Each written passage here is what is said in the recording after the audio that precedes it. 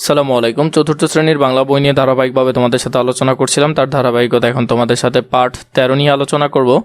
তোমরা আমাদের চ্যানেলের ভিডিওগুলো অনেক বেশি দেখছো, তার জন্য তোমাদেরকে অসংখ্য ধন্যবাদ। দানবীর মহসিন, আমরা এই টপিকটি নিয়ে বিস্তারিত দেখব।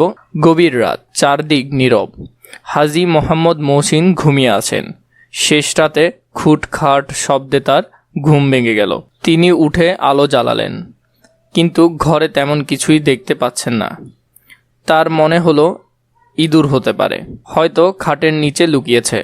তিনি খাটের নিচে তাকালেন, দেখলেন একজন লোক। লোকটাকে বের হয়ে আসতে বললেন। ভয়ে লোকটি বের হতে চাইলেন না। হাজী মহসিন বাড়ির পাহারাদারকে ডাকলেন। সে লোকটি বের করে আনলো। পাহারাদার লোকটিকে থানায় দিতে চাইল। লোকটি ভয়ে কাঁপছে। হাজী মহসিন বলছেন, তুমি ঘরে ঢুকেছ কেন? লোকটি বলল, অভাবের কারণে চুরি করতে এসেছি হুজুর। তিনি লোকটির অভাবের কথা মন দিয়ে শুনলেন। তার দয়া হলো। তিনি লোকটিকে টাকা পয়সা দিয়ে বলল, আর চুরি করো না, এই টাকা দিয়ে কিছু কিনে নাও। গ্রামের বাজারে একটা দোকান দাও, ব্যবসা শুরু করো। আনন্দে লোকটির কান্না পেল। সে অনেক কৃতজ্ঞ হলো। পরের দিন সে সবাইকে এই ঘটনা বলল। লোকেরা বলল, মহসিন সত্যিকারে মহৎ।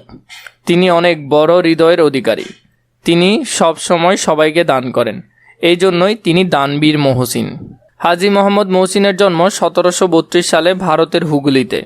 পিতা হাজী ফয়জুল্লাহ, মাতা জয়নাব খাতম। তার পিতা ধনী ব্যক্তি ছিলেন। পিতার কাছ থেকে তিনি প্রচুর সম্পত্তি পান। বোন মুন্নুজানের কাছ থেকেও সম্পত্তি লাভ করেন। তিনি এই সম্পদ মানুষের ও সমাজের কল্যাণে ব্যয় করেন। তিনি ছিলেন ধর্মপ্রাণ, খুব সাধারণ জীবনযাপন করতেন। দানশীলতার জন্য তিনি বিখ্যাত হন। হাজী মোহাম্মদ মহসিন তার বিশাল সম্পদ মুসলমানদের শিক্ষা ও সমাজ কল্যাণের জন্য দান করে যায়। সেই অর্থে অনেক শিক্ষা প্রতিষ্ঠান গড়ে উঠেছে। এইসব প্রতিষ্ঠানে অসংখ্য শিক্ষার্থী পড়াশোনা করে।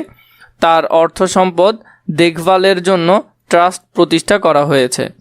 1812 সালে এই মহান দানবীরের মৃত্যু হয়।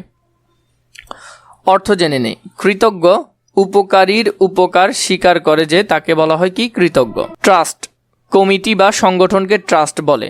দেখভাল, দেখাশোনাকে বলা হয় দেখভাল করা। এই যে এখানে টপিকটা আছে, এটা আমরা খুবই সুন্দর করে পড়লাম। এখন আমরা এটার অনুশীলনগুলো ধাপে ধাপে দেখব। প্লেলিস্টের মধ্যে সবগুলো ভিডিও সাজানো আকারে থাকবে, তোমরা সেখান থেকে ধারাবাহিকভাবে দেখে নিতে পারবে।